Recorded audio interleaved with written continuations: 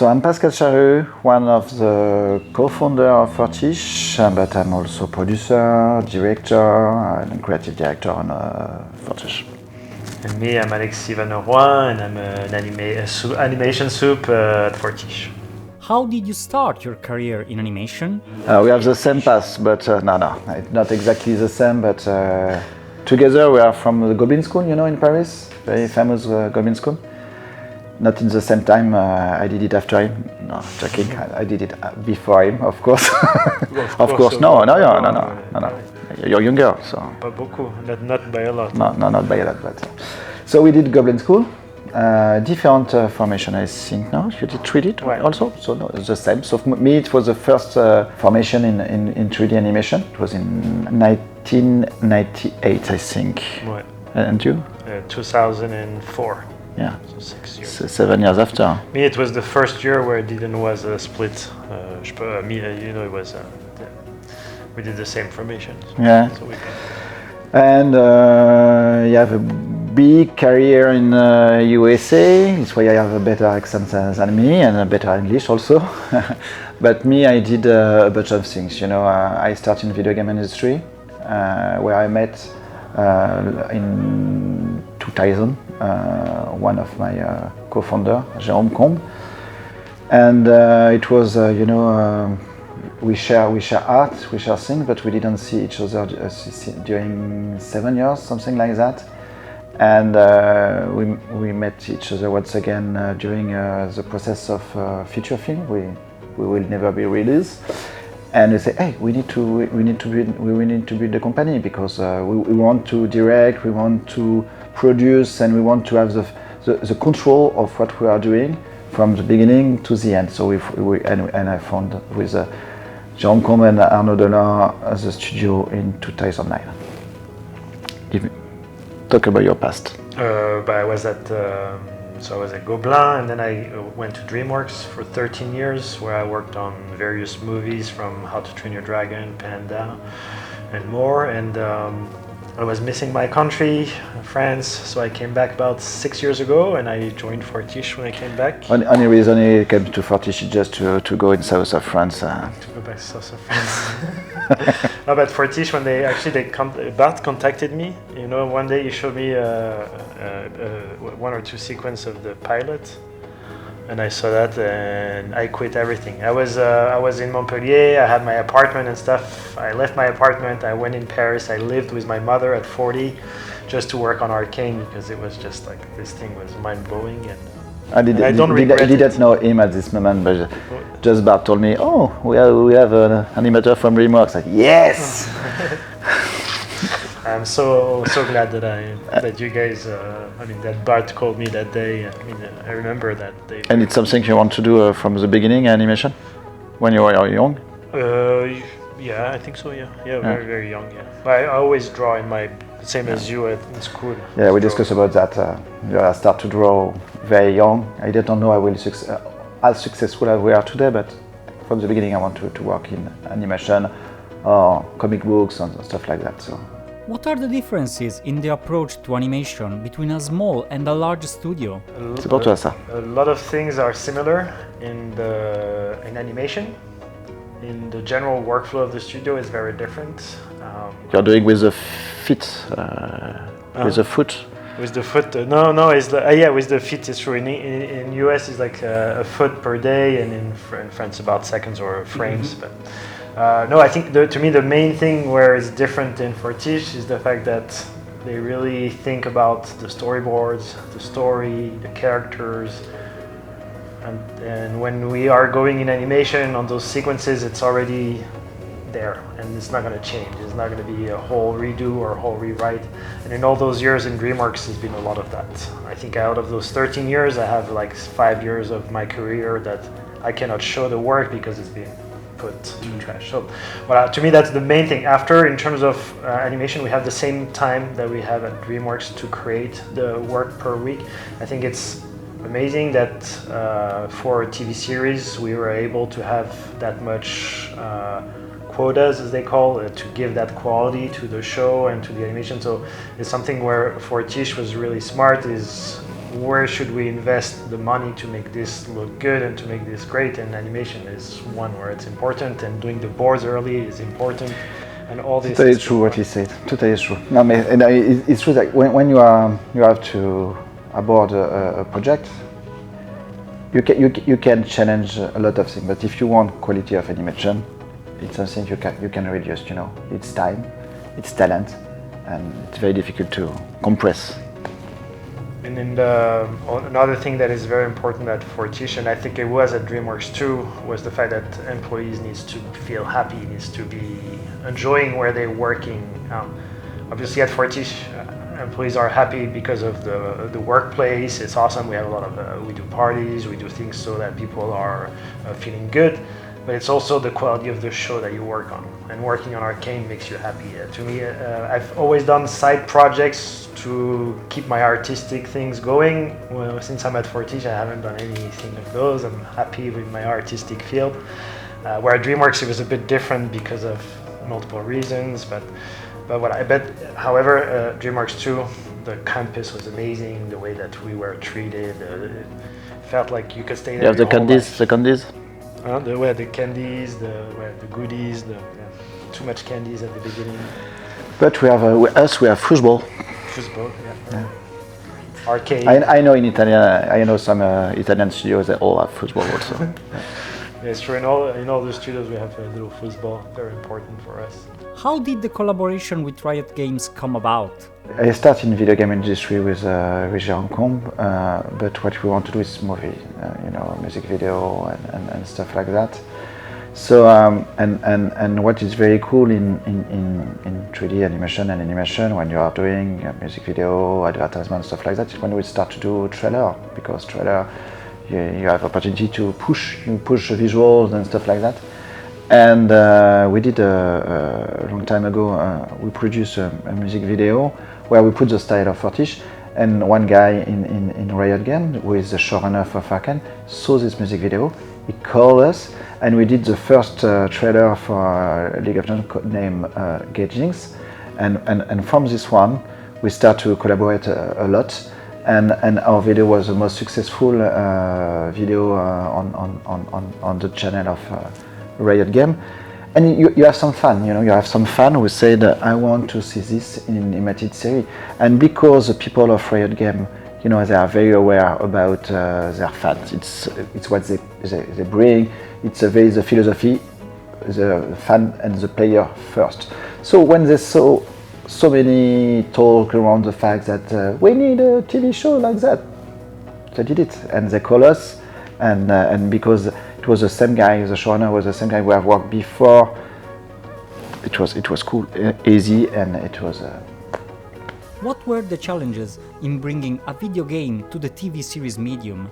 The goal for Arcane was to create something grounded, a story about characters. But I think the adaptation is not really coming from the game. I mean, I shouldn't say that because obviously it's a full adaptation of the game, but I feel like it's successful because it was ripping some things of the games or not taking those into account, because Riot allowed you guys to do that as well, to develop. Yeah, but to be honest, at the beginning when we did some trailer for League of Legends, but when they start with animated TV show, I was a bit scared just because the game you have a bunch of heroes, and I was a bit frightened by the fact how to integrate our piece in a bigger piece.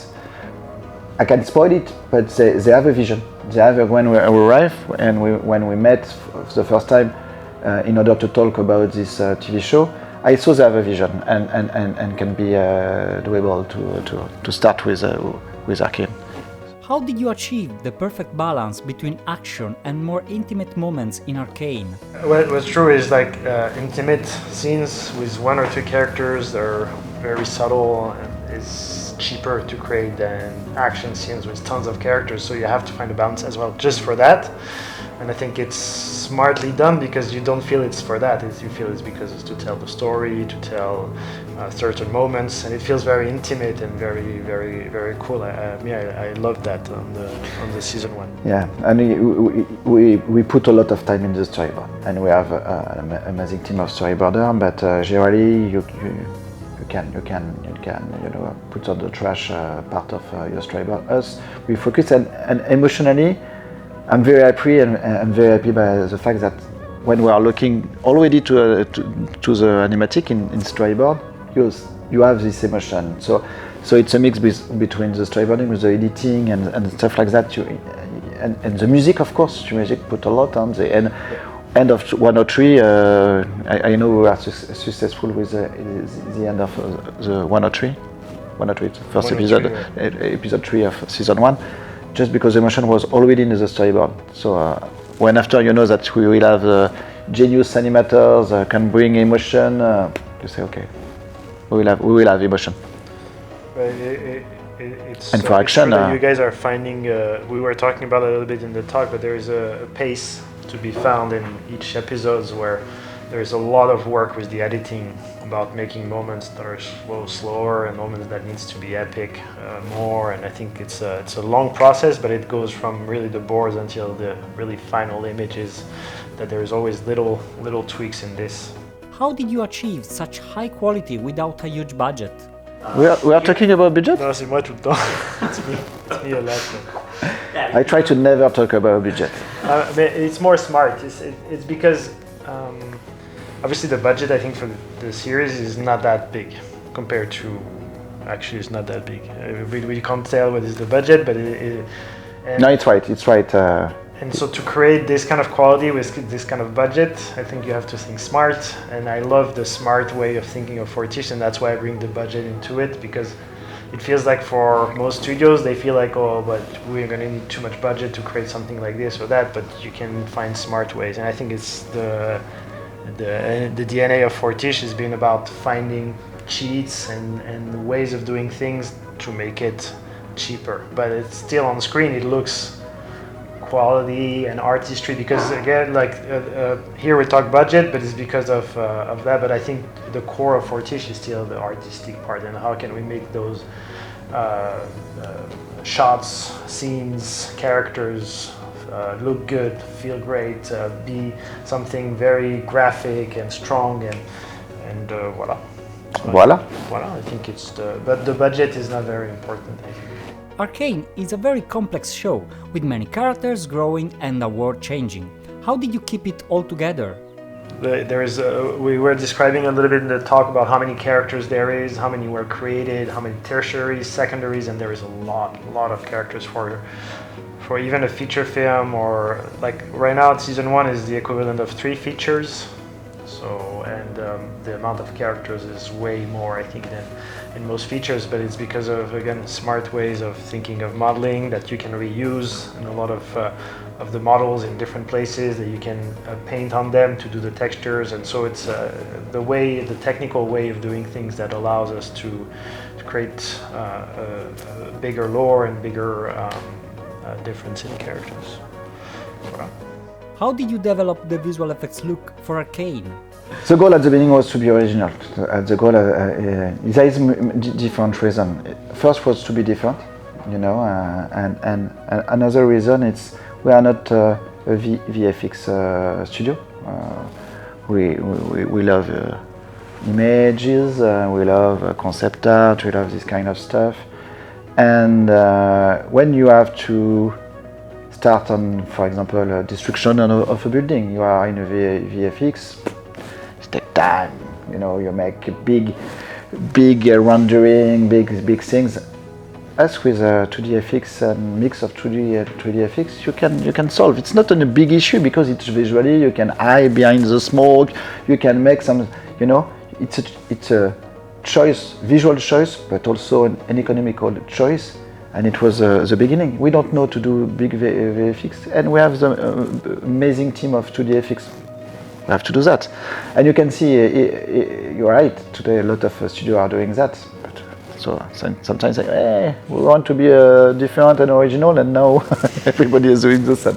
But it's like that. We need to find next step. I think you guys are already doing it a little bit with more 3D effects, but trying to make them very feel. We have right now on season 2 an incredible 3D FX team. They start to do some water, for example, on some stuff. We are Right, very cool. Very cool, very nice. How did you achieve this amazingly painterly look? Right. You know this meme. I love this girl. You know, Candice Toyon is one of our supervisor of texturing, the supervisor of texturing. She's a shy girl. A long time. I do an interview with her. I did not know she was very passionate. She was very fixed to come on Fortiche, but it was a very small studio at this moment. And I did the interview, and I was very in love with her art and the personality of this girl. But I didn't call her during 2 years, just because it was just some interviews, sometimes to know some artists, and because we didn't have any project. And I called her 2 years after, and she just told me this story. You know, she was waiting for us during more than 1 year. But now she's a texturing supervisor, and she's still the same, shy and everything, but she's good, very good. All the team is in love with her, you know. So there is and there is this meme, or she say we paint just because I say we have some technical stuff personally, but it's not very complex. But I said don't give all the Fortiche secrets. So she arrived in front of the camera. We paint. But in reality, they paint, and there is a lot of painting everywhere. It's a painted character and a painted background at the end. So it's 3D, but it's all painted. What technologies do you use? Technology. Technology. In fact, it's just the way we are doing. We know what look at the beginning. From a design, we know what we will have. It's just because we did that from a long time, and now it's just done with good artists also. So it elevate also the visuals. But to me, it's low tech and good artistry. I mean, there is obviously technology. There is some just way to think, the process. We like when I don't know if we say that because it's not organic. We are talking about the word organic. They say organic. I think organically. Yeah. Is that. Generally in 3D or in animation industry, you separate every department and everything is done. We are not working like that. I ask to the people who are thinking about the design to think about the impact the design can have on other departments, and the same for each. So. What is your personal definition of animation? For me, animation, I will say, always the same. Animation is just a medium, and for me, animation. Recently, we asked me, do you really want to do animation from the beginning? For me, there is some inspirational moment in a lot of things. For example, the music video of AA in French, but AA. It was a mix, of live action, 2D, and when I was young, I say I want to do the same. After you start to do a music video and a trailer and stuff like that. And for me, the goal is to tell story. You are doing music video or TV show or feature film. In animation, for me, the goal is to do just that. It's a meaning of expression. One guy asked to Jinro for